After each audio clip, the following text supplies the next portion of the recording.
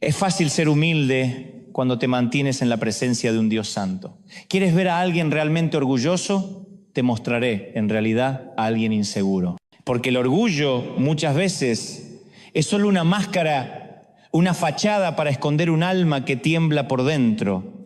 El que no se arrodilla delante de Dios es porque todavía no entiende quién es Dios, ni quién es Él. Porque cuando uno se planta delante del Señor, ese Señor glorioso, eterno, majestuoso, no te queda otra opción más que rendirte. No hay multitudes, no hay aplausos, no hay escenarios, solo Él y tú. Y en ese momento ya no se trata de orar con palabras bonitas, se trata de dejarse examinar por Él, de decirle: Señor, aquí estoy, sin filtros, sin máscaras, revísame, cámbiame, haz conmigo lo que tengas que hacer. ¿Sabes qué es lo más peligroso? No es vivir una tragedia. Lo más peligroso es vivir una vida playita, suavecita, de superficie. Esa vida en la que dices: a mí me va bien, no tengo grandes problemas. Y yo te digo, si todo en tu vida es tan cómodo, si nada te aprieta, si no hay lucha, si no hay proceso, dudo sinceramente que estés caminando en un propósito. Porque Dios no procesa a cualquiera. Él procesa a quienes ha llamado para cosas grandes, y cuando te está procesando no es para castigarte, es para enseñarte a administrar sus graneros. Él quiere ver si puede ser confiable.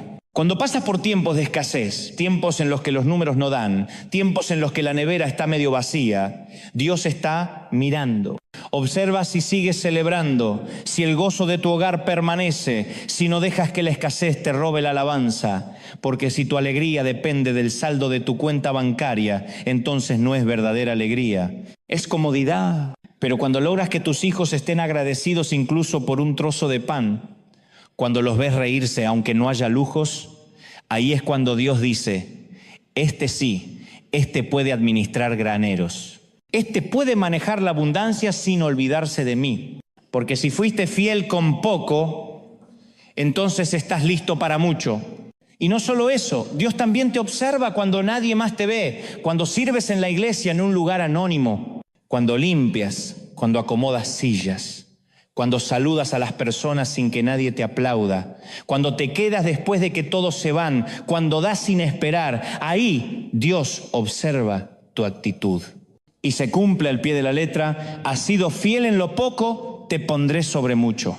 Pero te digo algo, nunca he visto que alguien que no sepa obedecer, que no sepa servir en lo pequeño, sea elevado por Dios de la noche a la mañana.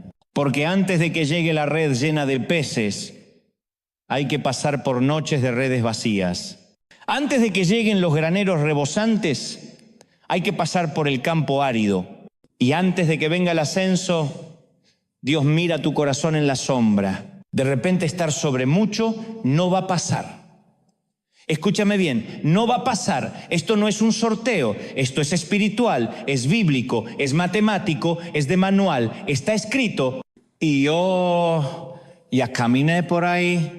A veces veo cómo algunas personas salen de iglesias, ministerios, relaciones, incluso empresas, y por cómo salen, yo ya sé cómo les va a ir. ¿Sabes por qué? Porque yo ya estuve ahí, ya lo viví. Y lo peor, lo más duro para mí como papá espiritual, sería verte repetir mis errores, verte pasar por lo mismo que yo pasé, porque sufrí. No te hablo desde la teoría, te hablo desde las rodillas peladas, desde las noches de llanto, desde los silencios de Dios. Y dime tú, ¿qué padre quiere ver a sus hijos caminar por la misma pobreza, por el mismo desierto que él atravesó? ¿Qué padre en su sano juicio quiere que sus hijos tropiecen con las mismas piedras? Solo uno desalmado, y ese no soy yo. Por eso me duele ver gente que sale con un espíritu de mosquito.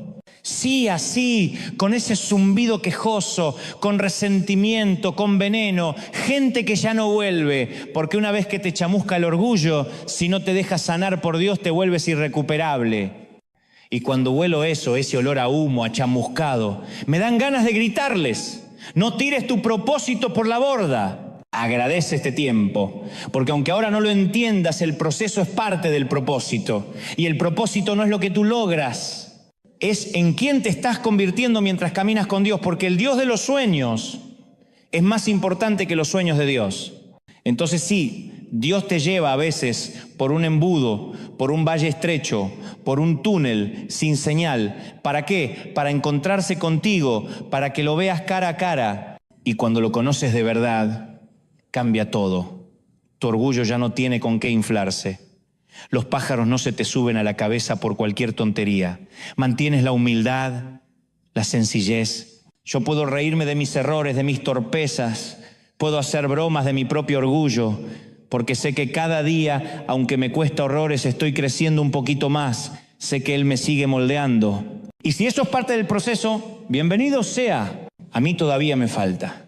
Sí, me falta mucho, me falta de la plenitud de Cristo y me va a seguir faltando hasta que Cristo regrese o hasta que me toque bajar al sepulcro. Voy a seguir creciendo, porque mientras tenga aliento, mientras tenga latidos, Dios todavía tiene propósito para mi vida. ¿Y tú crees que tienes propósito para Dios? Dímelo de corazón. ¿Lo crees de verdad? No me lo digas por decir. ¿Lo crees de verdad? Porque si lo crees, entonces prepárate, porque Dios te va a moldear. Oh, sí, te va a moldear como el alfarero moldea el barro. Y eso no es poesía, es proceso. Te va a desarmar si es necesario. Va a romper estructuras que construiste con tus propias manos. Va a tomar el cincel del cielo y empezar a raspar las partes ásperas de tu carácter. Va a cortar, va a tallar y a veces va a doler. Pero agradece. Agradece cuando eso pase. Porque si está pasando, es porque Él no terminó contigo. Aún estás en su taller. Él no desecha lo que nos sirve, Él lo transforma. Hay momentos donde le digo, Señor, ya no quiero pasar por esto otra vez, por favor, ya basta. Y Dios me responde, ¿no pasaste bien la prueba? Vuelve al principio. Porque así es el maestro. Si no aprendiste la lección, te la repite con amor hasta que tu carácter esté a la altura de tu llamado. A veces me siento orgulloso, sí, orgulloso. Pero de ese bueno del que nace cuando sé que reaccioné en el espíritu y no en la carne. Porque la carne, la carne, esa no se quedó flotando en las aguas del bautisterio como muchos creen. La carne viaja contigo. Algunos dicen, ya no tengo carne, hermano, soy espiritual, no me hagas reír. Yo no veo ángeles flotando por acá, todos tenemos carne, algunos más carne que otros, pero carne al fin. Y por eso luchamos, todos. Todo el tiempo. No es que ya venciste la carne una vez y listo, te graduaste. No, cada día te vas a encontrar con pruebas, con situaciones repetidas, con gente que te aprieta los botones. Pero entonces llega el momento, ese momento glorioso en que reaccionas diferente. Antes lo hacías desde la carne, ahora lo haces desde el espíritu. Y eso es una victoria. Porque cuando reaccionabas con la carne, sí había una satisfacción carnal, pero pasajera. Después venía la culpa. Ahora, cuando respondes con el espíritu, tal vez cuesta más, pero la paz que sigue después, esa paz no tiene precio. Se lo dije, le dije de todo, con todas las letras, y en el momento pensé, ¡qué bien me salió! ¡Qué lindo! ¡Qué liberador! ¡Tremendo cierre! Pero 5 minutos después, ahí estaba la aflicción. Porque la carne se quedó contenta, pero el Espíritu Santo se contristó. Sí, se entristeció, porque me escuché a mí mismo. Escuché lo que había dicho y no lo podía creer. Ese no era yo, o peor aún, sí era yo. Era mi peor versión. Esa que escondo, esa que tapo, esa que solo sale cuando me sacan de las casillas. Y ahí está el problema. Porque el otro, el que me insultó, el que me provocó, puede haber sido un instrumento, pero la reacción fue mía. Nadie me obligó a responder así. Porque el poder no está en lo que hacen los demás. El poder está en cómo respondes tú. No importa si el otro te insulta, si te empuja, si te hiere. Lo que importa es qué sale de ti cuando estás apretado. Porque si lo que sale es podredumbre, entonces ¿qué había dentro? Tu corazón no puede ser una cloaca donde lo peor rebalsa cada vez que alguien aprieta un botón. Y lo digo con el alma, porque yo he pasado por esas etapas, he reaccionado mal, he perdido el control. He dicho cosas que al día de hoy daría lo que fuera por volver atrás y callarme la boca, por guardar silencio, por responder con altura, pero no se puede volver el tiempo atrás. Y ahí está Dios, otra vez, amoroso, paciente, pero firme, diciendo, vamos de nuevo. Esta es una materia que todavía no aprobaste. Y si quieres conducir un camión de 18 ruedas, tienes que pasar este examen. Entonces la situación se repite. Aparece esa persona otra vez o esa actitud que me irrita y tengo ganas, sí, ganas de que la carne se salga con la suya. Pero esta vez respondo con el Espíritu, con autoridad, con dominio propio, con sentido común, con amor incluso, y no dejo que la carne tome el control. ¿Y sabes qué pasa? La carne se frustra, se enoja, se queja, me hace sentir estúpido. Tendrías que haberle dicho, no te podés quedar callado. Y me tortura, ¿por qué no le dijiste? Era tu oportunidad.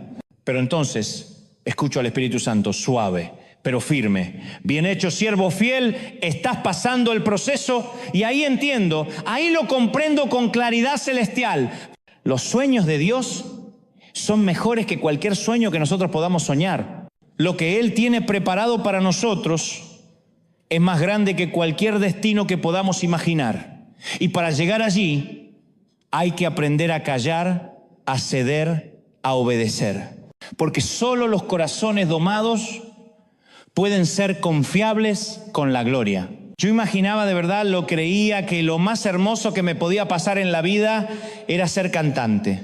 Me veía en escenarios, con luces, con un micrófono, emocionando a la gente con mis canciones. Ese era mi sueño. Pero jamás se me hubiese ocurrido que un día Dios me prestaría los oídos de millones de personas, no para cantar, sino para hablar de Él, para transmitir su mensaje, para levantar al caído, para hablarle al que está por rendirse. Y ahora que estoy aquí, no cambiaría por nada del mundo lo que Dios me ha dado, por aquello que yo pensaba que quería hacer.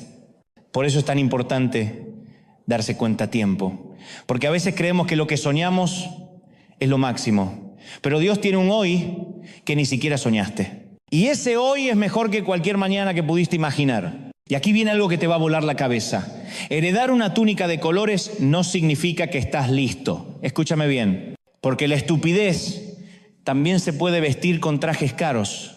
¿Quieres un ejemplo? Vamos a hablar del José bíblico. Sí, José, el que vestía de Prada. José, el que recibió una túnica de diseño, porque su padre Jacob, que para ese entonces ya era mayorcito, tenía debilidad por ese hijo. Le regala una túnica especial, de esas que no se compran en rebajas, de esas que no están en el perchero de los descuentos. Era un traje exclusivo, de diseñador. Y claro, algunos ya conocen la historia, que si una túnica de colores, que si los sueños de José, que si los hermanos lo envidiaban. Pero escucha esto, en ese contexto cultural, recibir una túnica de colores significaba ser el escogido, el consentido, el mimado, el hijo de la vejez. José nunca tuvo que preguntarse si su padre lo amaba. Lo sabía, porque Jacob transpiraba favoritismo. Y claro, José tenía privilegios. Yo me lo imagino levantándose más tarde, escapando del trabajo, jugando un rato más, riéndose mientras sus hermanos pastaban ovejas bajo el sol. Era el niño mimado, el que siempre se salía con la suya. Y mientras los hermanos se vestían con lo que podían, iban los martes a la feria del descuento para jubilados, porque no es fácil vestir a 12 muchachos en pleno crecimiento con un salario de nómada. No hay presupuesto que aguante, pero si se trataba de José, Jacob se gastaba la plata. Y ahí está el punto, que a veces confundimos ser elegidos con estar listos, que confundimos un traje bonito con un corazón formado. Pero Dios no trabaja con túnicas, Dios trabaja con carácter.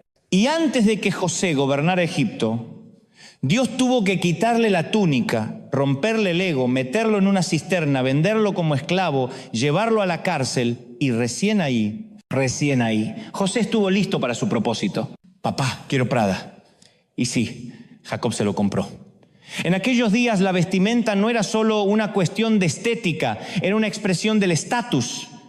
Lo que llevabas puesto hablaba de quién eras, de cuánto valías para tu entorno. Y José tenía un traje que lo hacía especial. Y él también lo creía, se sentía llamado, se sentía diferente, se sentía importante. Pero lo que José todavía no sabía, y muchos tampoco saben hoy, es que un llamado no lo determina la ropa, ni el favoritismo, ni el aplauso, ni siquiera la gracia visible. Un verdadero llamado lo define el carácter. Porque hay muchos que se emocionan fácilmente con los regalos de Dios. ¿Y cómo no emocionarse? Un ministerio, una pareja, una oportunidad, un don, ¿quién no quiere eso? Pero lo que no saben es la fortaleza que se necesita para sostener ese regalo. para mantenerlo, para no destruirlo. Porque sin el carácter de Dios no se llega lejos. Escúchame bien, sin carácter ni siquiera puedes disfrutar la bendición que tanto oraste. Por eso hay personas a las que Dios ama, pero no puede prosperar financieramente. Y lo digo con todo respeto, si alguien se siente aludido, no es contra ti, es una verdad espiritual. Hay gente que si tuviera más dinero, se alejaría de la iglesia, cambiaría sus prioridades, se olvidaría de Dios. Entonces Dios, que todo lo ve, dice, lo voy a mantener con lo justo, porque su carácter todavía no está capacitado para administrar más. Y esto no es juicio, es amor. Dios prefiere retener la bendición antes que perderte a ti. Porque hay quienes, en cuanto se ponen la túnica del favoritismo, se desubican. Se sienten el niño consentido, el centro del universo, la cereza del postre. Y entonces Dios tiene que permitir que la vida les dé un par de buenos golpes. No para destruirlos, sino para ubicarlos. Para enseñarles que no podemos pasar la vida luciendo vestidos de colores, creyéndonos intocables. Estoy hablando, claro, en términos metafóricos. No se trata del traje ni de las marcas. Se trata de cómo nos vemos a nosotros mismos. Porque no podemos crecer pensando que somos el manojo de cosecha más brillante entre espigas grises y sumisas, que somos el tapón del océano, la última Coca-Cola del desierto. No, amigo, no eres el ombligo del reino, no eres el centro de gravedad del plan de Dios. Somos siervos, elegidos, sí, amados, por supuesto, pero formados a través del quebranto. Y hasta que no lo entiendas, Dios no te soltará el traje real, porque no se lo entrega a niños caprichosos, sino a hombres y mujeres procesados por el fuego del carácter. Y entonces aparece alguien más inteligente, más ungido, más atractivo, y nos mueve el piso, nos descoloca. ¿Por qué? Porque estamos inseguros. Queremos ser los únicos que visten de Prada. Queremos que no haya otro con túnica de colores. Queremos exclusividad espiritual. Pero lo que nadie ve es que debajo de ese traje de diseño muchas veces escondemos el miedo a perder la posición, el miedo a que venga alguien mejor, el temor a que el favor de Dios se traslade a otro. José no solo tenía una túnica, también tenía sueños. Y en la época de José los sueños no eran cualquier cosa, no eran una pizza mal digerida. Eran mensajes proféticos, revelaciones del cielo. Y uno podría pensar, bueno, José recibe estos sueños tan impresionantes y tiene sentido común. Se guarda el secreto, no los cuenta. Pero no, el muchacho no tenía filtro. Imagínate la escena, sus hermanos ya lo odiaban.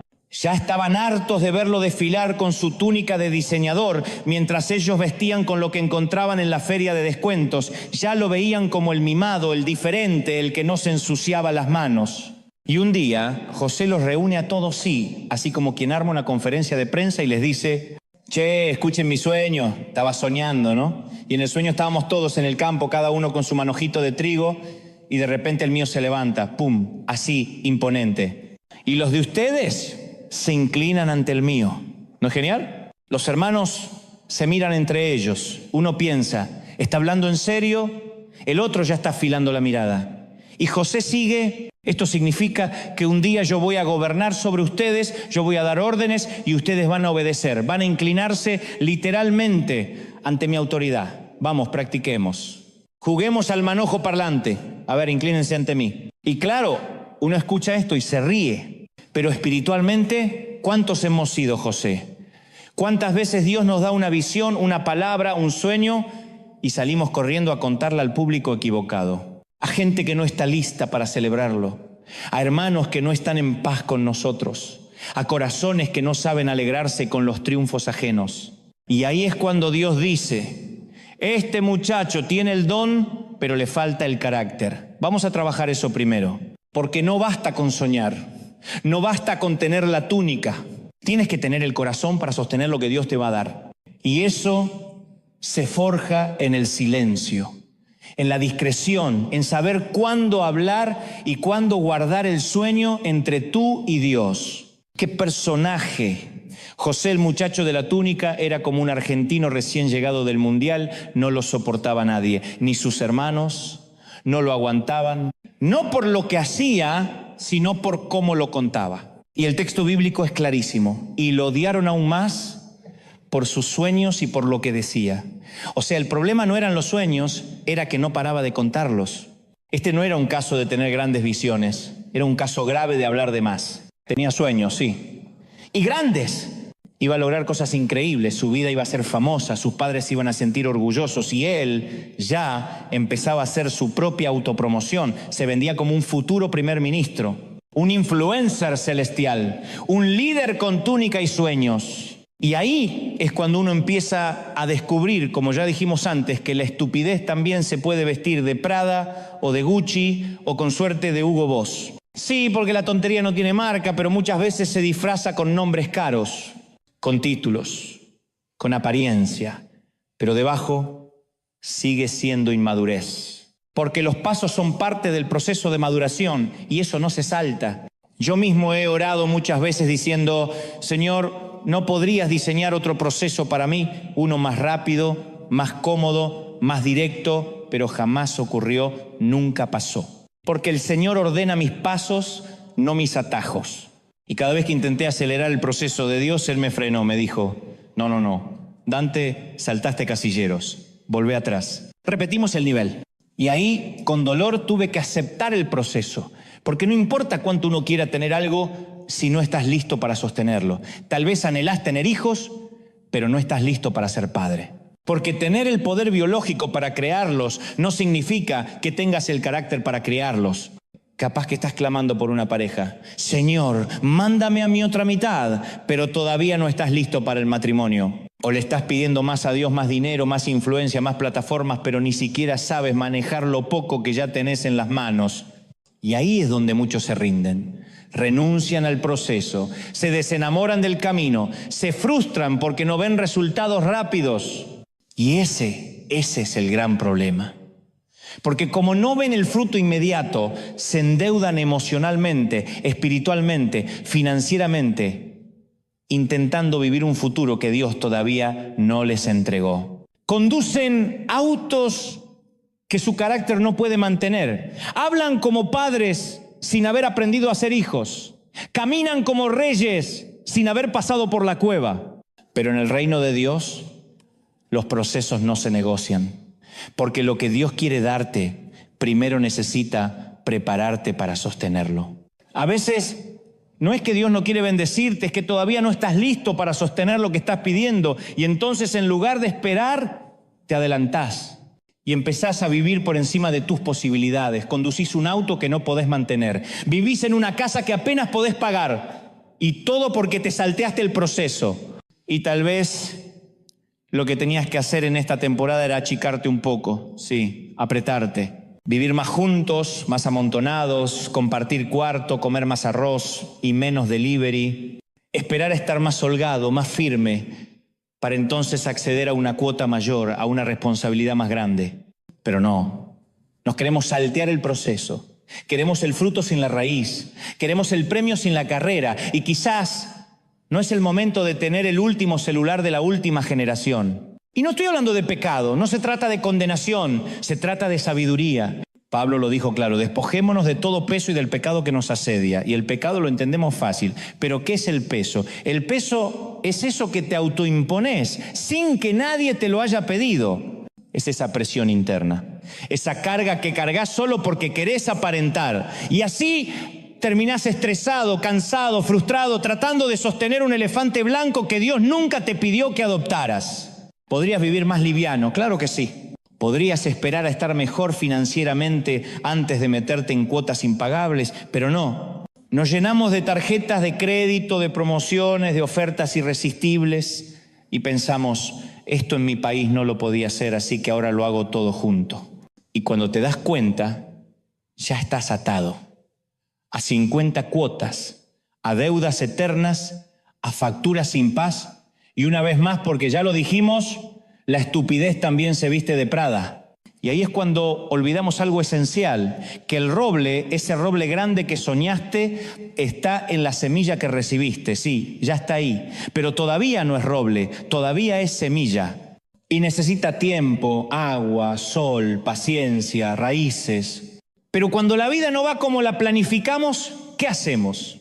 ¿Cuál es la opción más fácil? Renunciar, mandarnos a mudar, soltarlo todo. Decimos, este trabajo no es lo que soñé, esta familia no es lo que esperaba, esta etapa de mi vida no es la que me prometieron. Yo soñaba con más, con jugar en una liga más grande. Y Dios, desde el cielo, responde, ¿y cómo vas a jugar en una liga más grande si no aprendiste a manejar la pelota en el campito de tierra? No hay ascenso sin proceso, no hay gloria sin formación, no hay victoria sin cruz. Entonces, en vez de ser fiel en el lugar donde Dios me puso, mejor me salgo, me tomo el elevador, porque parece más rápido, más cómodo, más eficiente. ¿Y sabes qué? Muchísima gente se sube a ese elevador espiritual. Dice, no, yo no voy a pasar por el proceso, yo voy directo al éxito, directo al escenario, directo a la bendición. Porque el atajo siempre parece más atractivo, siempre parece que te lleva más lejos con menos esfuerzo. Pero lo que no te dicen es que cuando renuncias al proceso, te instalás en un patrón de renuncia constante. Gente que comienza algo, fracasa. Cambia de rumbo, empieza otra cosa, vuelve a fracasar y a los pocos meses ya no sabes nada más de ellos. Te dicen, Dios me cambió el llamado o Dios me dio una nueva asignación. Pero muchas veces, con todo respeto lo digo, es solo una forma espiritual de decir, me apuré, fracasé, me bajé del proceso. El verdadero crecimiento no ocurre cuando todo es lindo, cómodo y entendible. El crecimiento llega cuando decidís ser fiel en una situación que no te gusta, que no entendés, que te desafía. Ahí es donde Dios mide tu fidelidad. No en la victoria, sino en el proceso. Porque en el reino, el proceso siempre precede al logro. Siempre. Primero viene la cruz, después la resurrección. Primero el horno de fuego, después el ascenso. Y escucha esto, Dios no comparte su gloria con nadie. En el momento que empezamos a tomar para nosotros la gloria que le pertenece a Él, la unción del Espíritu Santo se va. Es instantáneo. Como si apagaran un interruptor. ¡Clic! Se acabó la luz. La gloria deja de fluir. La presencia se retira. Entonces, ¿qué tenemos que hacer? ¿Cuál es nuestra parte? Tomar control de la lengua.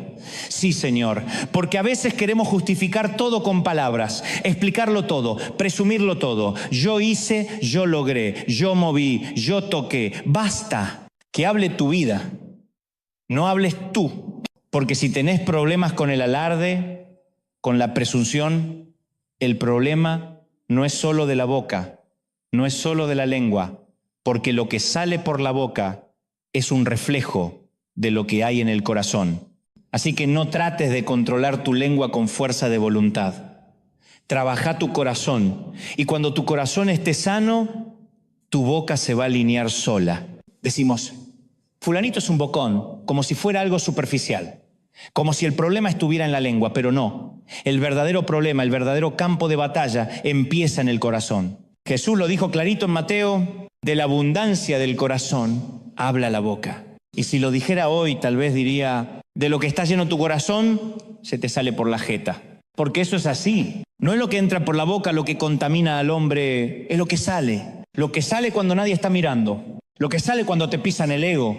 Lo que sale cuando te critican, ahí se ve lo que realmente hay adentro. Y por eso, mi querido, si tienes problemas con lo que sale de tu boca, si se te escapan palabras que hieren, si explotas con facilidad, si hablas sin pensar, no es la lengua, el problema es el corazón. Hay que hacerle una radiografía al alma, porque lo que uno guarda en el pecho, tarde o temprano, se desborda por la boca. El orgullo, por ejemplo, el orgullo siempre quiere opinar.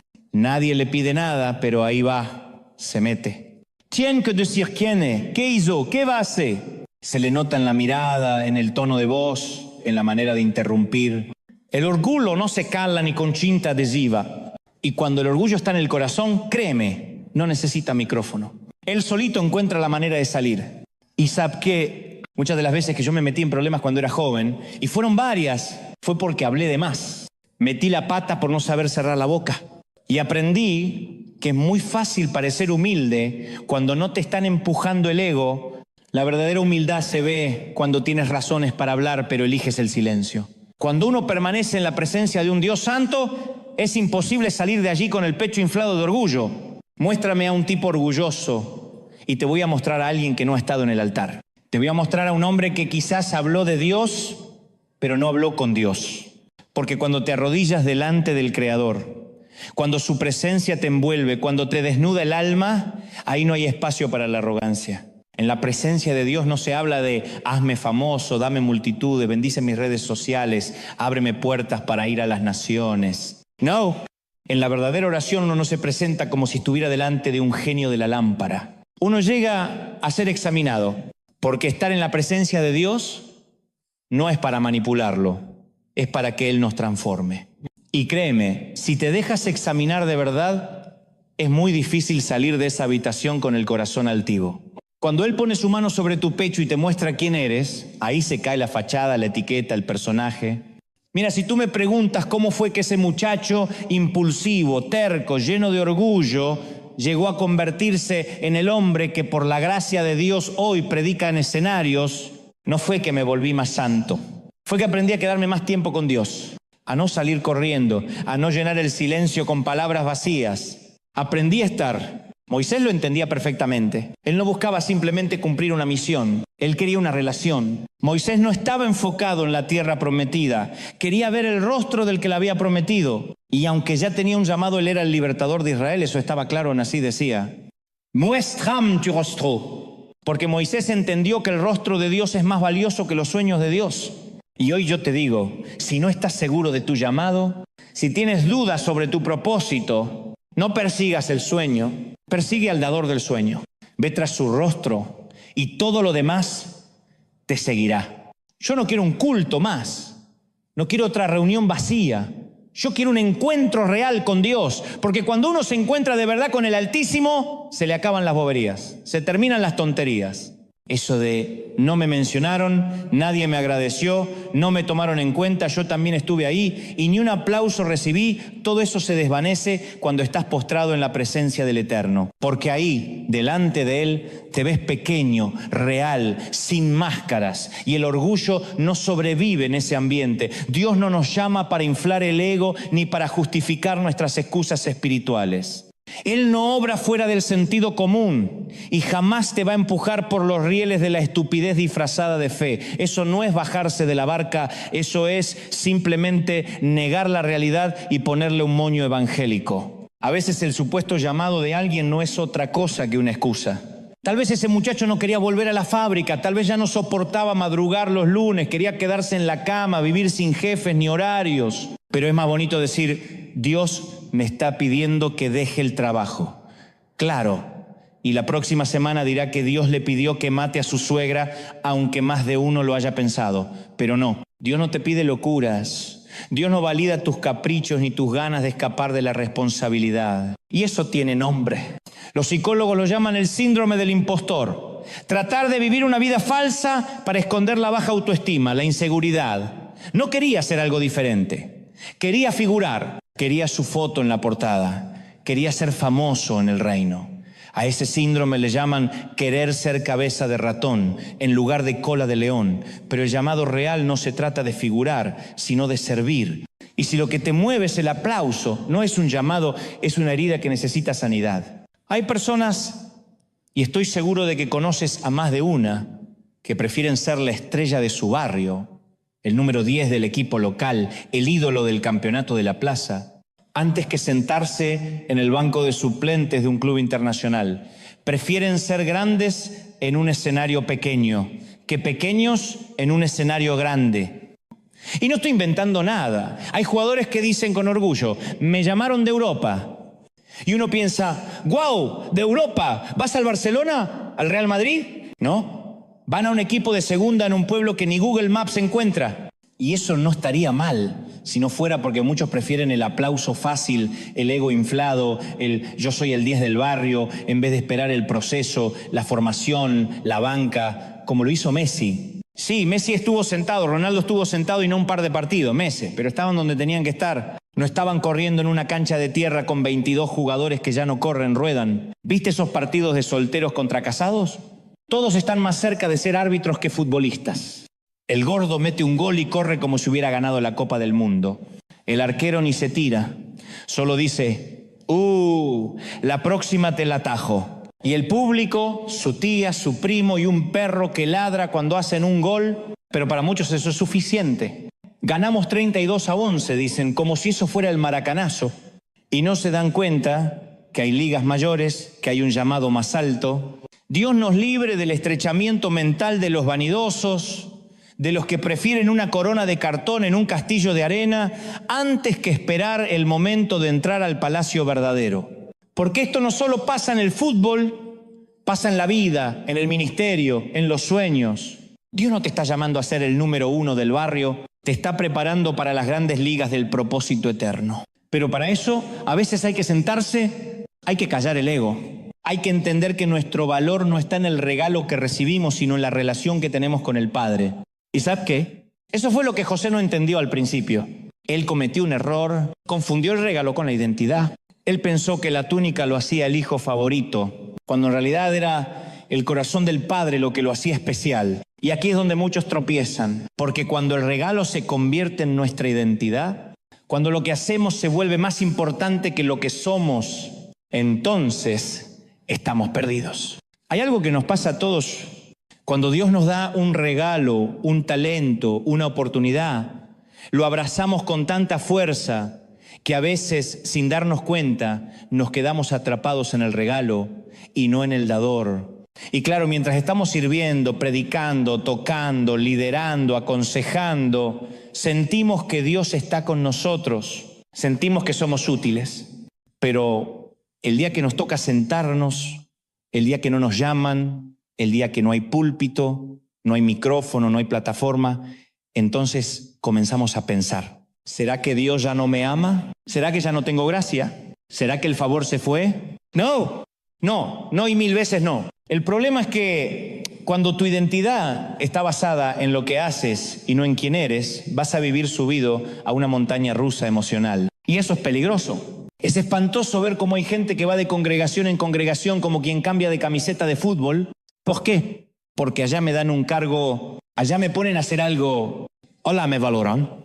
Y yo no estoy diciendo que esté mal querer servir. Servir es hermoso. El problema es cuando necesitas servir para sentir que vales, cuando el púlpito reemplaza tu altar personal, cuando el ministerio es más importante que tu intimidad con el Padre. Y así, en vez de disfrutar el regalo, lo terminas usando como muleta emocional. Y un día te das cuenta de que perdiste el regalo, porque nunca entendiste que tu verdadera identidad está en el Padre, no en el puesto, no en el rol, no en el micrófono, ni en las luces.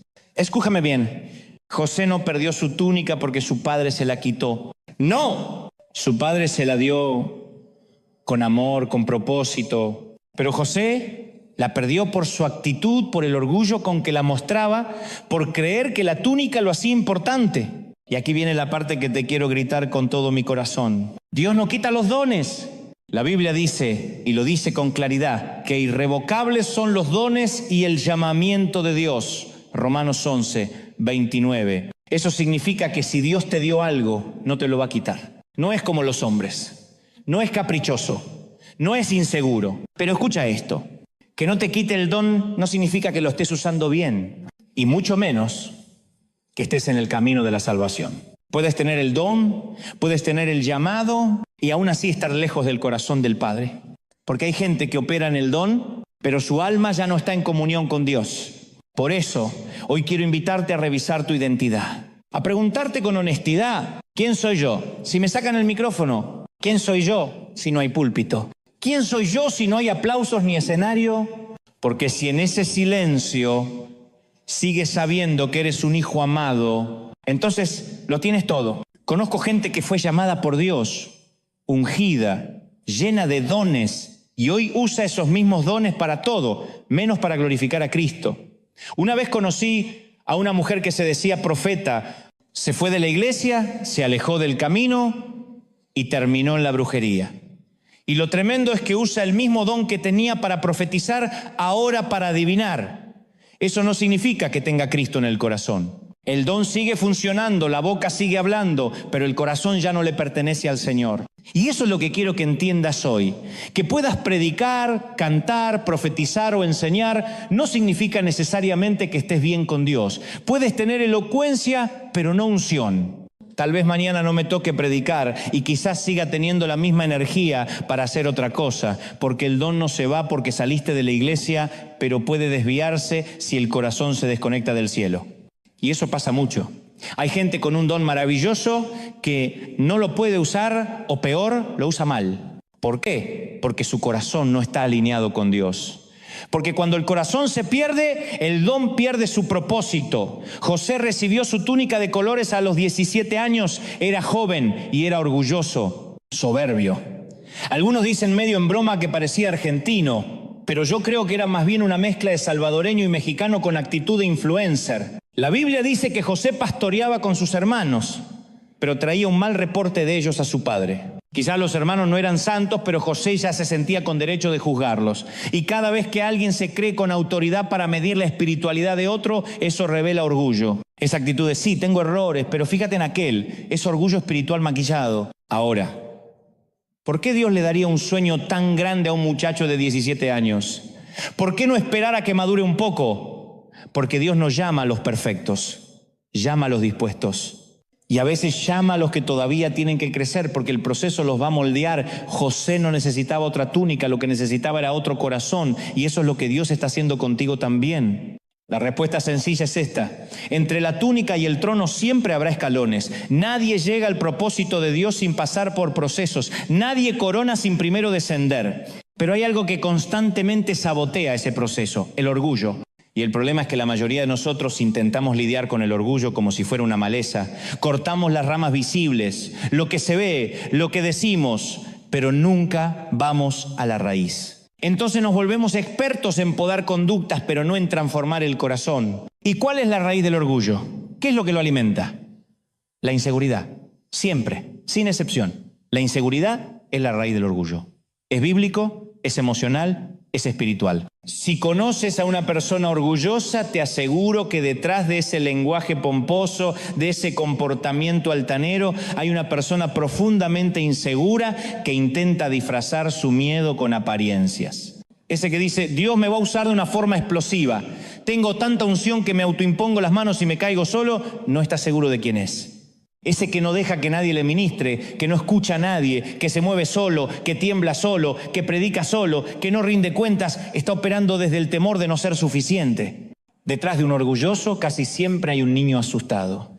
Y ese niño no necesita ser juzgado, necesita ser sanado. Porque el orgullo es solo la capa visible. Lo que no se ve es la inseguridad que arde en el corazón y mientras no tratemos con esa raíz, el fruto va a seguir saliendo. Por eso nunca podremos vencer el orgullo mientras no enfrentemos nuestras propias inseguridades. Porque la inseguridad es la gasolina que enciende la necesidad de demostrar todo el tiempo quién soy, qué he logrado, qué posición tengo, cuántos me siguen o cuántos me aplauden. Y aquí está el gran error lógico, creer que nuestros logros son lo que nos hace valiosos. Pero eso es falso, porque tu valor no está en lo que lograste, sino en lo que eres para el Padre. Tu identidad no se construye sobre aplausos ni sobre títulos. Se construye en la intimidad con Dios. Y cuando esa identidad está firme, ya no necesitas demostrar nada. Simplemente caminas, sirves y vives desde el descanso de saber que eres amado. Nuestros sueños no son lo que nos define. Nuestros títulos, nuestros logros, nuestras metas, tampoco. Lo que verdaderamente nos define y nunca deberíamos olvidarlo es que somos hijos del Rey de Reyes. Esa es nuestra verdadera identidad. Eso somos, ¿sí o no? Y cuando estamos bien cimentados en esa identidad, cuando sabemos quiénes somos en Cristo, entonces el orgullo pierde poder, se diluye, se desactiva. ¿Sabes por qué? Porque ya no necesitamos impresionar a nadie, no tenemos que demostrar nada. ¿Te diste cuenta alguna vez que el presidente de los Estados Unidos no tiene que recordarle a la gente que él es el presidente? Imagínatelo entrando a un salón diciendo, oigan, yo soy el presidente, el comandante en jefe, el líder del mundo libre. No lo hace. ¿Por qué? Porque los que saben quiénes son no necesitan anunciarlo, lo transmiten, lo respiran. Jesús nunca tuvo que andar diciendo que Él era el Hijo de Dios. Él sabía exactamente quién era y como lo sabía podía lavar pies. Porque quien conoce su identidad no se ve rebajado por servir, decía con certeza. Sé de dónde vengo y sé a dónde voy. Esa seguridad fue su escudo. Y fíjate en esto, cuando Satanás tentó a Jesús en el desierto, lo primero que atacó fue su identidad. Le dijo, si eres el Hijo de Dios, No fue una tentación de poder, fue una tentación de identidad. Le dijo, demuestra que eres quien dices ser. Haz que estas piedras se conviertan en pan. Haz un milagrito. Pero Jesús no cayó en ese juego. Él no necesitó demostrar nada. No le dijo, mira, ahora te vas a enterar quién soy. Observa este trueno divino. No. Jesús simplemente respondió con lo que el Padre ya había dicho. Escrito está. No reaccionó desde la inseguridad, sino desde la certeza, desde la palabra. Y eso es lo que Dios espera de ti también. Que no vivas tratando de validar tu identidad a través de tus obras, tus plataformas o tus títulos. Él espera que te apoyes en Él, que abraces la verdad que Él ya declaró sobre tu vida, que descanses en lo que Él dice que eres. Jesús mismo lo dijo en Juan 15:5, separados de mí nada podéis hacer, nada, no algunas cosas, no pocas cosas, nada. Y te lo digo desde el corazón. Yo, Dante, soy un hombre sin oficio ni profesión. Aunque hago televisión, aunque he escrito algunos libros, aunque doy conferencias, sé perfectamente que sin la unción de Dios no soy nada. Y no te lo digo como falsa modestia, te lo digo como verdad. Sin su presencia, soy un muchacho torpe con buena dicción, pero con su unción todo cobra sentido. Con su presencia todo tiene propósito. Bueno, ya no tan muchacho, pero torpe al fin. Me sigo viendo joven, sí, sobre todo cuando me veo en espejos con luz tenue, risas, pero descubrí algo que me mantiene fresco, con los pies en la tierra y el corazón enfocado. Pasar tiempo con Dios. Sí, lo sé, suena infantil. Pasar tiempo con Dios parece algo que se le dice a los niños en la escuela dominical, pero es el secreto que sostiene todo. Es como tener el alma enchufada a la fuente. Un conocido mío, hijo de un ministro reconocido, decidió que tenía que seguir el legado de su padre. Nadie lo obligó, nadie lo empujó, pero sintió que tenía que ocupar el púlpito, calzarse los zapatos, continuar la obra. Y no porque oyó la voz de Dios, sino porque creyó que el apellido era suficiente. Y claro, su padre le abrió puertas que a otro jamás le hubieran abierto. No lo acuso de nepotismo, aclaro. Solo digo que el camino se le hizo más fácil. Y él interpretó esa facilidad como confirmación divina. Pasó más de 10 años, una década, intentando ser lo que no era. Luchando por encajar en una identidad heredada pero no recibida. Y un día, amargado y agotado, comprendió que heredar el apellido no significa heredar el llamado. Escúchame bien. Si tu papá es arquitecto, no estás condenado a diseñar edificios. Si tu mamá es pastora, no estás forzado a predicar. El llamado es individual, es personal, es divino. No es por herencia, es por propósito. Es muy fácil decir, mis hijos están en el púlpito porque me vieron desde pequeños, pero quizás uno de ellos soñaba con ser chef, otro con viajar, otro con inventar cosas, y los empujamos porque creemos que repetir nuestra historia es honrarnos. ¿Y sabe qué provoca eso? Personas rotas que viven tratando de validar un llamado que nunca recibieron. Se me viene a la mente el caso de una mujer profundamente insegura, convencida de que si tiene éxito como cantante y profetiza, la gente finalmente la va a amar. Y se aferra con uñas y dientes a ese sueño, aunque hay evidencia abrumadora de que Dios no la llamó a cantar. Es como esas novias que cantan en su boda y los pájaros explotan risas. Pero no lo hace con maldad, lo hace desde el dolor de no sentirse suficiente. Y cada vez que alguien intenta corregirla, lo vive como un rechazo personal. Como si le dijeran, tú no sirves, Dios no te ama, no estás llamada. Cuando en realidad la verdad sería liberadora si pudiera verla con ojos de amor. Porque en el llamado de Dios no hay atajos, no hay elevadores, no hay línea rápida. Hay procesos, hay peldaños, hay silencio.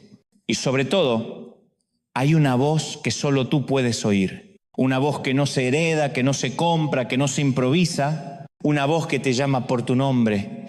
Y cuando la escuchas, todo cobra sentido. En el llamado de Dios, nadie puede tomar el elevador. No funciona así. No puedes estar en planta baja hoy y aparecer en el piso 22 mañana como si nada. Quien intenta subir en un ascensor espiritual no está enamorado del proceso, está enamorado de la foto, de la imagen idealizada de verse allá arriba, triunfando, siendo admirado. Pero no puedes amar la foto si no estás dispuesto a transitar el camino que lleva a ella. Dios sabe. Y esto es importantísimo entenderlo, que una bendición sin proceso no es bendición. Una bendición que llega demasiado pronto puede convertirse en una maldición. ¿Quieres pruebas? Busca la historia de quienes ganaron la lotería, especialmente esos que no tenían ni un colchón donde dormir antes de que les cayera el billete premiado. Mira lo que pasó con boxeadores que ganaron millones en una sola noche, o futbolistas que firmaron contratos siderales sin siquiera haber madurado emocionalmente. ¿Dónde terminan muchos? En ruina, en adicciones, en vidas perdidas. ¿Y sabes por qué? Porque no tenían el carácter para sostener la bendición. Y ese es el gran problema. Cuando el éxito llega antes que el proceso, el alma no lo resiste. Por eso Dios te lleva paso a paso, escalón por escalón. Y sí, a veces se tarda, pero cuando llega, estás preparado para no destruirte. La historia de José es la mejor ilustración de esto. Una historia con buenas noticias y malas noticias. Primero es el consentido de papá. Eso es muy bueno. Pero sus hermanos lo odian a muerte. Eso es muy malo. Papá le regala una túnica de muchos colores. Muy buena noticia. Pero los hermanos la rompen, la bañan en sangre y simulan su muerte. Lo venden como esclavo. Eso es pésimo. Llega a Egipto y consigue trabajo. Pero no cualquier trabajo. Es como si hoy trabajara en Silicon Valley. Cae en la casa de Potifar, un magnate, un empresario poderoso. Y Potifar lo nota, lo aprecia, lo asciende, lo pone a cargo de todo. Ahora es un ejecutivo. Aparece en la portada de Forbes Egipto. Y no solo eso, José es guapo. Pero no, guapo tipo tiene lo suyo. No, es un tipo bien parecido, versión Tom Cruise, pero más alto, más carismático y vamos a decirlo como es, más argentino. Risas, tiene todo. Carisma, posición, apariencia, sabiduría. Pero Dios todavía no lo lleva al trono. ¿Y sabes por qué? Porque aunque José parecía tenerlo todo, todavía no tenía lo más importante, el corazón procesado para sostener el sueño. Y así somos muchos. Tenemos talento, ideas, visión, pero si el carácter no ha sido forjado en el secreto, en la oscuridad, en la esclavitud de Egipto, no estamos listos para el trono. Todo esto suena muy bueno, ¿verdad? José es un joven íntegro, correcto, atractivo, tanto que hasta la esposa de Potifar lo nota. Y claro, ella no se limita a mirarlo, lo quiere seducir. Eso, mis queridos, es muy malo. Pero José, con una fe firme y una conciencia limpia, se resiste. Y eso, claro que sí, es muy bueno. Pero cuando una persona despechada se siente rechazada, cuidado, porque el ego herido puede convertirse en un monstruo. Esa mujer, herida en su orgullo, le miente a su esposo. Y como resultado, José termina en la cárcel. Sí, con sus huesos en una celda pagando por un crimen que no cometió. Porque en Egipto en ese tiempo no existía una regulación justa contra el acoso sexual. El inocente paga por el pecado del poderoso. Nada nuevo bajo el sol. José está en prisión. Y eso por donde lo mires es muy malo. Pero aún en la oscuridad la luz de Dios no se apaga. Porque incluso tras las rejas, José interpreta sueños. Conoce al copero del faraón y le revela su futuro. Le dice, vas a salir en libertad. Y cuando eso pase, no te olvides de mí. Se lo promete, se lo jura. Pero ¿qué pasa cuando el copero sale? Se olvida de José. Como muchos en tu vida que te prometieron que no te iban a dejar y se fueron. Como tantos que juraron ayudarte y ni te llamaron. José se pudre en prisión, olvidado, silenciado, ignorado, muy, muy malo. Y uno se pregunta, ¿cómo termina esta historia? Porque al final eso es lo que define todo, ¿cómo termina la historia?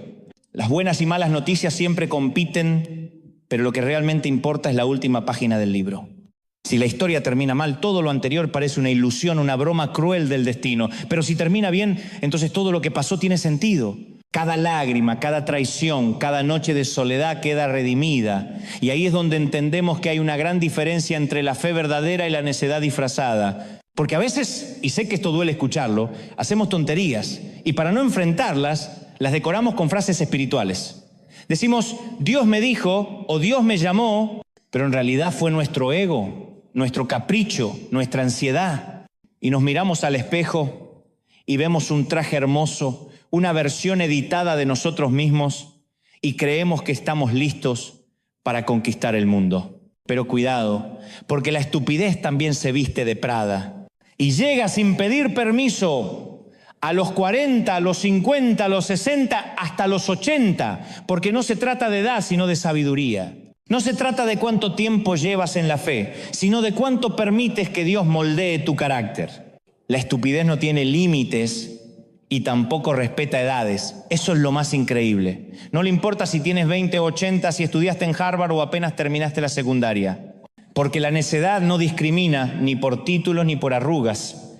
La estupidez es democrática. Pero escúchame, el Señor no envió a José al pozo ni a la cárcel porque sí. Esto no fue un castigo, no fue mala suerte, no fue un ups divino, no. Porque las Escrituras lo repiten una y otra vez. Y Dios estaba con José. Lo dice cuando lo venden como esclavo. Lo dice cuando lo acusan falsamente. Lo dice cuando está en prisión. Dios estaba con él todo el tiempo. ¿Te das cuenta lo que eso significa? Que aún en los momentos más oscuros, más injustos, más incomprensibles, Dios no se apartó de José ni por un segundo. Y no solo estaba presente, estaba obrando. José estaba saturado de propósito, lleno de un significado que él mismo no alcanzaba a comprender. Y miren esto, José tuvo que aprender a vivir sin la túnica de colores, esa túnica que representaba el amor de su padre, su posición, su identidad. Esa túnica era su orgullo, su confianza. Y se la quitaron, lo despojaron, lo traicionaron, lo vendieron. Pero escúchame bien, cuando José aprendió a vivir sin la túnica, entonces sí estuvo listo para cumplir el sueño. Porque el sueño no se cumple con ropas bonitas, sino con un corazón quebrantado. Y fue así como llegó al palacio. Terminó siendo gobernador de Egipto, el segundo hombre más poderoso del mundo en ese momento. Y probablemente sí, ahora tenía no una, sino cientos de túnicas Prada en su ropero. Pero ya no necesitaba demostrar nada, porque el que fue despojado y procesado por Dios ya no necesita impresionar a nadie. Y Dios, que no se olvida de sus hijos, le restituyó todo al 100%. Pero ojo, no solo le devolvió túnicas, le devolvió algo más profundo, la relación con su padre. Durante años, José no supo nada de su papá, no sabía si vivía, si lo buscaba, si lo lloraba. Pero cuando José fue procesado, transformado, trabajado por el cielo, entonces sí pudo abrazar nuevamente a su padre y recuperar lo perdido. Por eso hoy quiero decirte, desde lo más profundo de mi corazón, agradece la temporada sin túnica. Sí, esa temporada donde nada luce bien, donde todo parece desordenado, donde perdiste prestigio, seguridad o identidad. Porque si estás sin la túnica, es porque Dios tiene un propósito. Anótalo. Grábalo, subráyalo. Si las cosas se están poniendo feas, es porque Dios está cocinando algo glorioso. Nada se le escapa, ni una lágrima, ni un minuto de sufrimiento. Él usa cada circunstancia para prepararte, para pulirte, para lanzarte a tu destino profético. ¿Y cuántos de nosotros como padres quisiéramos evitarle el dolor a nuestros hijos, verdad? Quisiéramos que nunca sufran, que no pasen lo que pasamos, que tengan una vida de terciopelo. Pero sabemos que hay cosas que solo el fuego enseña. Que hay túnicas que deben caer para que nazca el carácter. Así que si estás en medio de la crisis, no estás solo. Estás en el centro del propósito, porque si Dios está contigo, la historia aún no ha terminado. ¿Quién de nosotros no quisiera por las noches aplicar una inyección de experiencia a nuestros hijos para que nunca les rompan el corazón? ¿Quién no daría todo para evitarle a nuestra niña la decepción de un amor que no era? ¿O para que a nuestro hijo jamás lo despidan del trabajo, para que nunca saque una mala nota en la escuela? Claro que sí, somos padres. Y hay un instinto protector que nos hace querer ser escudo y armadura para ellos. Por eso hay padres, y ustedes saben que los hay, que cuando el hijo llega con una mala calificación quieren ir a quemar la escuela con los maestros adentro. Porque dicen, mi nene no se merece esto. Pero la verdad es que la vida te tiene que limpiar, aunque duela. Hay batallas que no se ganan con papá en la puerta del colegio. Ahora bien, yo te pregunto, ¿cómo llegaste tú hasta aquí? ¿Quién de nosotros salió de una cajita de cristal envuelta en algodón? ¿Quién vivió en una burbuja esterilizada? Nadie. Todos llevamos cicatrices. Todos tenemos moretones del alma. Todos hemos tenido que masticar tierra antes de saborear victoria. Yo, por ejemplo, pasé años predicando en campamentos pequeños donde me ponían a la peor hora del día. Sí. Después del fútbol, de la pileta, del almuerzo, de la siesta, venían todos sudados, medio dormidos, medio aburridos. Y justo ahí me tocaba predicar. Y yo les hablaba de Dios, mientras ellos, con la mirada perdida, solo querían volver al metegol. En ese entonces también hacía programas de radio. ¿Y sabes quién me escuchaba? 3 ancianas. Sí, 3 viejitas que como no podían dormir bien ni ir bien al baño, encendían la radio. Y ahí estaba yo, predicando el reino a las 3 abuelas del geriátrico. Yo no entendía que mientras yo trataba de edificar un ministerio, Dios estaba edificando un hombre. Mientras yo escribía bosquejos y oraba por una multitud, Dios me estaba enseñando a ser fiel con 3. Y eso, amados, No lo enseña el púlpito lleno, lo enseña el púlpito vacío. Hoy, tantos años después, en River tenemos un orden, una excelencia, todo está cuidado, el servicio está pautado minuto a minuto. Y no porque no fluya el Espíritu, sino porque lo preparamos con temor y temblor, porque creemos que la presencia de Dios merece lo mejor. Hace poco un colega muy bien intencionado me dijo, nosotros somos más espontáneos, yo prefiero fluir, mis mensajes también son espontáneos. Yo sé cuándo empieza el servicio, pero nunca sabemos cuándo termina. Y yo le respondí con una sonrisa y mucho cariño. Hermano, lo tuyo no es fluir, es desorganización santa. Porque déjame decirte algo, el Espíritu Santo también se mueve con excelencia. El orden no apaga el fuego, al contrario, lo canaliza. Porque una llama descontrolada quema, pero una llama dirigida ilumina. Pensé que me iba a decir, mirá qué ungido que soy. Pero no, lo que me dijo fue, yo prefiero fluir. Y yo, con la mejor de las intenciones, le respondí, te felicito de corazón. Pero le dije también algo que no se puede ignorar. Una nave como River no puede funcionar sin un altísimo nivel de organización y logística. Esto no es una iglesia de barrio improvisada donde todo depende de las hormonas del pastor. Porque, seamos sinceros, la obra de Dios no puede estar a merced de nuestros estados de ánimo. No puede depender de si hoy dormí bien o me peleé con mi esposa. Yo soy muy delicado para decir las cosas, pero a veces hay que decirlas. La iglesia no puede girar alrededor de nuestras ganas del momento. Hay pastores que dicen, hoy siento que nos vamos hasta las 3 de la tarde, ¿cuántos lo creen conmigo? Amén. Y el segundo servicio, el equipo técnico, los voluntarios, el de seguridad, el de niños, que se acomoden como puedan. Y desde el púlpito se ve muy espiritual, se ve como el Espíritu se está moviendo. Pero déjame decirte algo, el Espíritu también se mueve con respeto, con honra, con previsión, con excelencia. Yo lo digo siempre, cuanto más manejamos, más necesitamos prepararnos.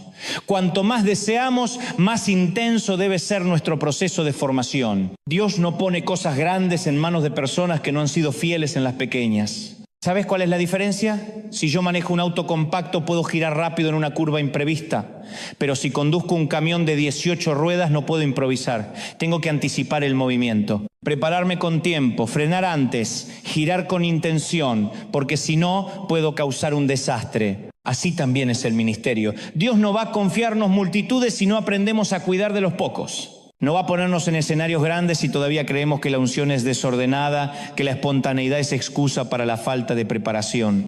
Y este colega mío, mientras siga teniendo lo que yo llamo servicios hormonales, lo digo con cariño, dudo que alguna vez tenga una iglesia grande.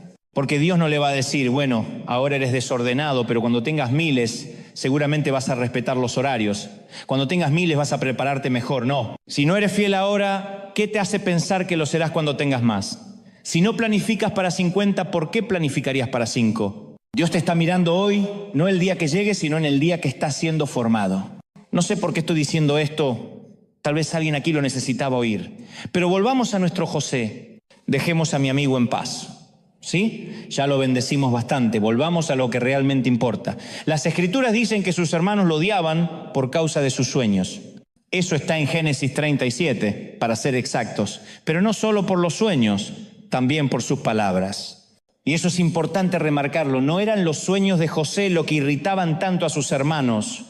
No era el contenido de la visión, sino cómo hablaba de sí mismo. Era la forma en que lo contaba, con ese tono de miren quién soy, de yo estoy llamado a reinar, de ustedes se van a inclinar ante mí. Y alguien podría decir, ¿y qué culpa tengo yo de que Dios me dé una visión? Ninguna. Pero la forma en que la compartes puede exasperar incluso a tu propia sangre. Porque a veces no es lo que soñás, es como lo decís, es el tono, es la actitud, es la arrogancia que se esconde detrás del Dios me habló. Muchachos, vamos a ser sinceros, los de 17 no son los únicos que presumen, Presumen los de 30, presumen los de 50, hasta los de 70. Parece que la vanidad no tiene fecha de vencimiento, hay algo en el corazón humano que siempre quiere que lo vean, que lo reconozcan, que lo aplaudan. Hace muchos años, en Argentina, conocí a un hombre de Dios, un predicador llamado Sanín, un sabio de esos que uno escucha con respeto. Se me acercó después de una reunión y me dijo, hijo, tengo una palabra para ti. La anoté hace tiempo en una hoja lateral de una vieja Biblia que tengo en casa. La frase decía, nunca te preocupes por promocionar tu fuego. Si de verdad lo tienes, la gente correrá de todas partes del mundo para verte arder. Nunca tendrás que hablar del fuego, el fuego hablará por ti. Eso me marcó la vida. Y te digo algo, eso aplica para todo. Si tienes un don, no tienes que mostrarlo. Si llevas fuego dentro, el mundo vendrá a verte arder. No promociones tu fuego, vive encendido. Ahora sí, vamos a hacer lo más importante. Vamos a levantar nuestras manos al cielo y vamos a orar juntos. Quiero orar por todos los que están recibiendo al Señor por primera vez. Si esta es la primera vez que escuchás un mensaje así, te invito a que repitas conmigo donde estés, en tu sala, en tu cuarto, en la cárcel, en un hospital, en el desierto, donde sea. Decí conmigo: Señor Jesús, entra en mi corazón, perdona mis pecados. Escribe mi nombre en el libro de la vida. Gracias, Señor. Gracias por perdonarme. Y ahora, todos donde estén, levanten sus manos al cielo. Quiero orar por vos, por tu casa, por tu familia. A vos que estás en Buenos Aires, en Madrid, en Nueva York, en Caracas, en Ciudad de México, en cualquier rincón del planeta. Dios te bendiga. Dios te guarde. Dios te llene. Dios te abrace esta noche. Padre, he transmitido lo que creo que tú me dijiste que dijera. He hablado, Señor, lo que ardía en mi espíritu. Y ahora me uno a este pueblo. Me uno a sus voces. Me uno a los niños, a los jóvenes, a los adultos, a los ancianos. Y todos juntos, Señor, bendecimos el proceso. No renegamos del horno, no maldecimos la espera. Sabemos que está forjando algo eterno. Y por eso, aunque aún no veamos el palacio, te damos gracias por el pozo. Porque todo lo que haces, lo haces bien. Vamos, levanta las manos ahora mismo. Porque Él bendice el proceso. Dile al Señor: gracias. Gracias por este tiempo sin túnica. Gracias por este desierto disfrazado de dolor. Gracias por las noches largas, por los diagnósticos que no entendí, por los hospitales, los panteones, las salas de cuidados intensivos. Porque hoy, sí, hoy, me voy con la confirmación en el alma de que todo esto tiene un propósito, que no ha sido en vano, que no he sido olvidado, que hay un llamado. Y ese llamado, iglesia, es irrevocable, no es negociable, no se cancela, no se revoca por lo que hiciste ni por lo que dejaste de hacer. Mientras predicaba, yo sentía al Espíritu Santo revoloteando aquí y me decía con una voz suave pero firme: dile a mi pueblo que yo no los suelto, que no los dejo hasta terminar la obra que comencé en ellos. Aleluya. Dios no se da por vencido contigo, aunque tú ya te hayas rendido, Él no se rinde. Aunque sientas que cruzaste todas las líneas de su misericordia, aunque pienses que ya es tarde, que Dios se cansó de esperarte, el cielo hoy grita sobre ti: aún no he terminado contigo. Y no lo digo por emoción, lo digo porque lo siento en mi espíritu.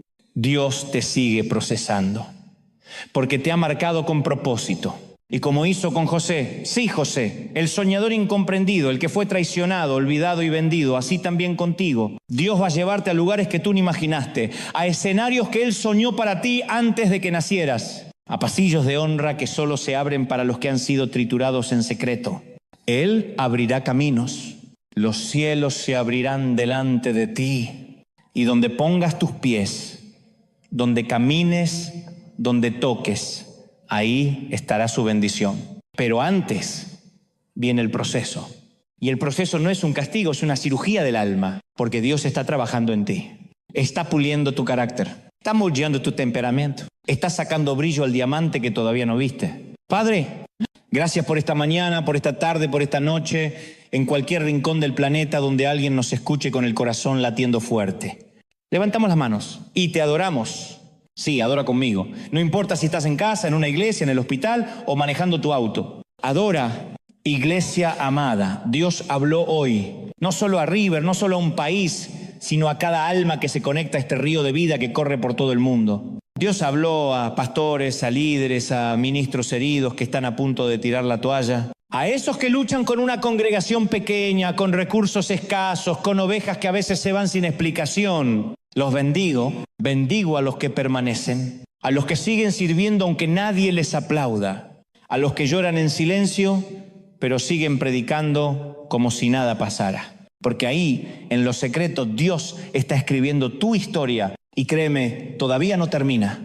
Han pasado por divisiones Sí, lo sé. Han atravesado momentos que han desgarrado el alma, separaciones que dejaron cicatrices en la iglesia y en el corazón. Pero escúchame bien, porque esto no es solo un mensaje motivacional. Esto es palabra viva, palabra de Dios para ti. Desde hace semanas el Señor me viene repitiendo lo mismo en mi espíritu una y otra vez.